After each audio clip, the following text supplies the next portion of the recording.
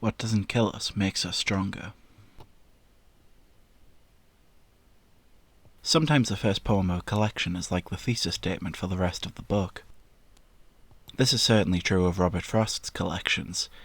Usually they're prefaced with a short poem called The Pasture, which is like an introduction into Frost's world.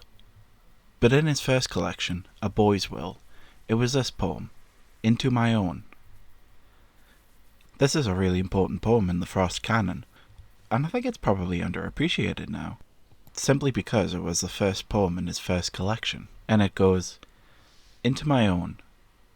One of my wishes is that those dark trees, so old and firm they scarcely know the breeze, were not, as 'twere, the merest mask of gloom, but stretched away unto the edge of doom.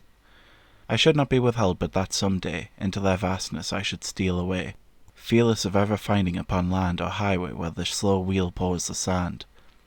I do not see why I should e'er turn back, or those should not set forth upon my track and overtake me, who should miss me here, and long to know if I still hold them dear. They would not find me changed from him they knew, only more sure of all I thought was true. The first thing that we should take note of in this poem is the name itself, Into My Own. This is a theme of the poem, but it's also what's happening in it.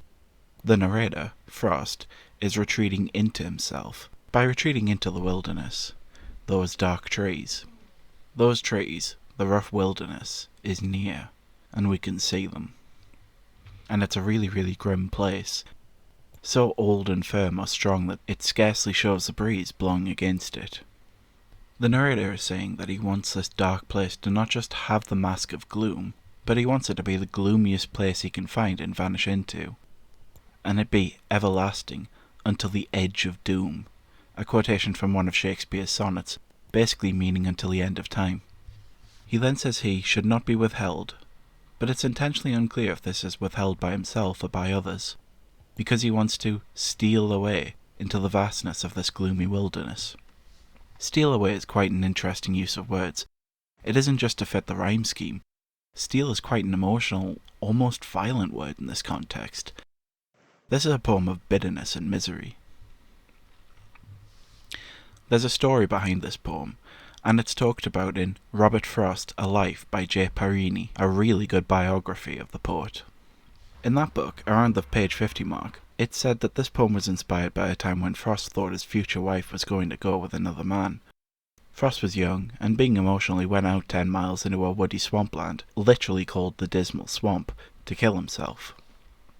Obviously he didn't do that, but this is where this gloomy atmosphere is coming from. But there's more to the mood than just this backstory.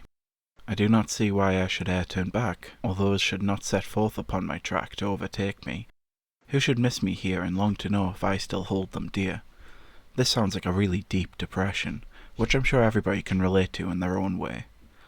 We probably all had a really dark moment like this. But the poem ends on a twist. They would not find me changed from him they knew, only more sure of all I thought was true. Instead of choosing gloom and misery, Frost has decided to allow this dark wilderness to renew him. Here Frost's taking a sort of what does not kill me makes me stronger sort of attitude, based on the philosophy not of Nietzsche, but of tough self-reliance espoused by Emerson, and especially William James, who Frost studied in university at Harvard, and who, like Frost, was racked by religious doubts and self-doubts, but always had faith in the nature of things and in the universe. The suicidal thoughts, and the moment that inspired this poem, are transformed into something else. This isn't a defeat, this is a retreat from the world to regather strength and regroup before getting back out there and being yourself. It's really interesting when we compare this poem to the last poem in Frost's last collection, a collection called In the Clearing. That poem is untitled, but it's usually referred to by its first line, In winter in the woods alone, and the final stanza of that poem is, I see for nature no defeat in one tree's overthrow, or for myself in my retreat for yet another blow. Nature is never defeated, just like Frost was never defeated by the darkness of the world.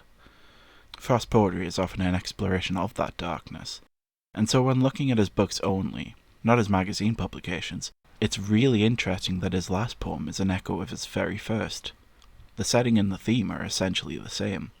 And this is a theme, or a habit, that has always been there, all the way through his life and work. The darkness of the world is often explored by Frost in different ways, and it's really, really interesting to see how his attitudes and thoughts on it develop throughout his life, and in his body of work. But the main message of Into My Own is actually really, really encouraging and kinda nice. It's like you really shouldn't let yourself be defeated by the darkness of the world. Instead, you should retreat from a time, and come back stronger, and fight the world, and you.